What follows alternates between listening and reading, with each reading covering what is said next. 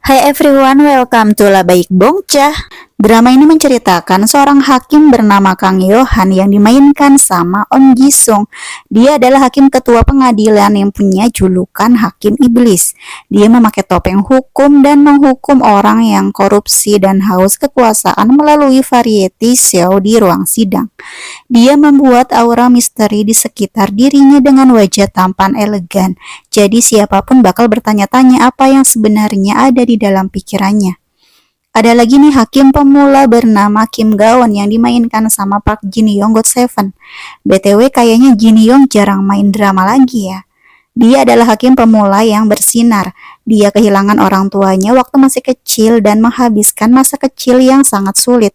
Tapi dia bekerja keras buat mendapatkan pengakuan sebagai hakim yang baik. Dia sangat sabar dan tahan banting, tapi dia mencurigai tingkah lakunya Kang Yohan tentang keadilan. Sehingga Kim Gaon menyelidiki siapa sih Kang Yohan sebenarnya.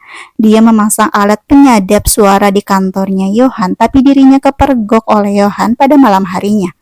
Sekarang Yohan udah tahu bahwa dia sudah dimata-matai sama Gaon.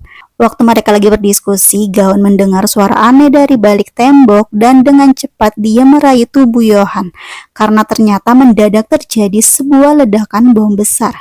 Tubuh mereka berdua terpental, semua yang ada di ruangan terbakar dengan cepat. Kertas, kaca yang pecah, sedangkan Gaon melindungi Yohan sehingga bisa dipastikan dirinya lah yang terluka.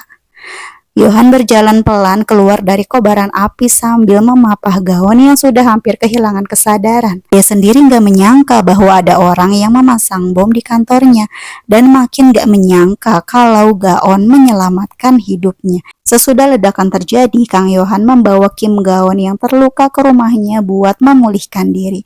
Akibat dari ledakan itu, Kim Gaon mengalami luka di punggung, lengan, dan kepala. Kondisi Kim Gaon sedikit tidak sadarkan diri, tapi dia bisa mendengar seorang perempuan yang belak-belakan bertanya kepada Kim Yohan, apakah seseorang yang terbaring itu sudah mati? Yohan bilang pemuda itu belum mati dan bukan dialah pembunuhnya. Perempuan itu pun pergi ketika Kim Gaon menggerak-gerakkan tubuhnya yang memberikan sinyal kalau dirinya memang masih hidup. Yohan menjawab pertanyaan wartawan soal ledakan di kantornya dan dengan santuy dia jawab itu bukan apa-apa. Gaon terkejut waktu ada tante-tante yang memecahkan beling di kamarnya. Sepertinya dia sangat terkejut melihat Gaon terbaring di sana.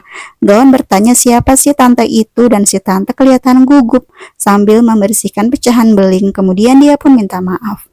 Gaon berjalan-jalan di rumahnya Yohan yang sangat besar dan gelap. Terlihat gelap walaupun di siang hari. Dan gak sengaja seorang cewek bernama Elia mengagetkan Gaon. Dia memakai kursi roda di sepanjang rumah. Gaon pun sangat terkejut dan lukanya kembali terasa sakit sehingga dia merintis kesakitan. Yohan akhirnya merawat Gaon dan mengganti perban di punggungnya.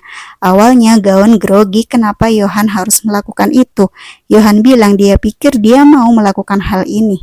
Nah, waktu mau mengganti perbannya, Yohan melihat sebuah bekas tato di punggungnya Gaon. Dia sama sekali nggak menyangka ternyata Gaon pernah ditato seperti anak nakal. Gaon bilang dia ditato ketika dia masih labil. Dan begitulah Yohan membiarkan Gaon dirawat di rumahnya sampai dia benar-benar sembuh.